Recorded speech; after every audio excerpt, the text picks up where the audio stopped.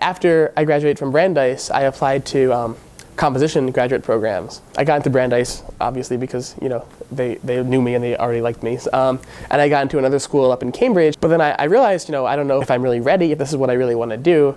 And so I turned it down before even knowing what else I was going to do, which was pretty stressful and pretty scary. And then that's how I got into City Year. And because of that, I sort of moved into the education world a little bit, and I sort of realized that what I'm kind of realizing now is that what I love most about music is not just making music by myself for because it's what I like or because I think it's fun to play clarinet, but using it as a way of communicating with people and helping them kind of express themselves as well. And so coming here, I thought originally I already have my specialties, I know what I like to do, and coming to Teachers College will help me learn how to write curriculum and make lesson plans and deal with the administration and become a successful teacher.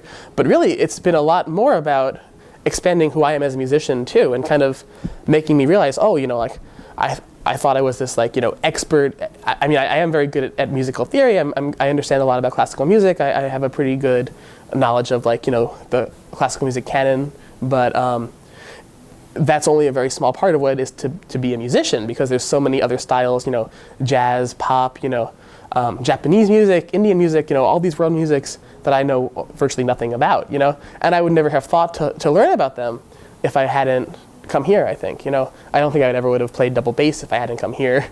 I don't think I would have thought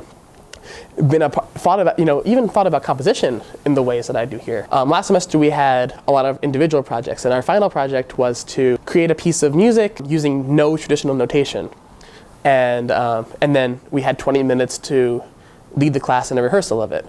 And so I wrote this piece. I took one of my friend Dave Davis's poems, "You Two Talk, I Win Sometimes," and it's a poem that's written in reverse order, and it sort of expresses how wrong words come out when you're nervous to talk to somebody, and so instead of writing it the way I would normally write it, I made this sort of matrix diagram where I had words that were written in different fonts to represent different emotions and in different heights to represent the pitches.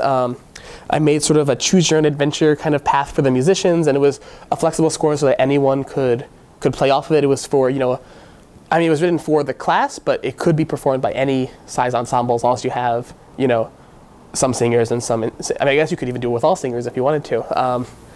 And so there's a lot of room for creativity, not just for me, but for the performers as well. And there's a lot of room for, it sort of acknowledges the fact that music is something that's made not just by the composer saying, you have to do this because I say so. It's something that the performers can have ownership of as well and make a piece, really their own. And this piece could be performed totally differently every single time, and it would still be, correct. It would still be following my instructions. And so that experience was, I think I really love that piece. I think I'm really glad I had that opportunity, and I really want to, think about music in that way more, because a lot of times in the past I just kind of wrote traditionally, using Finale, using my, computer software and using traditional notation. And there's so much more you can do with music if you're open to those possibilities.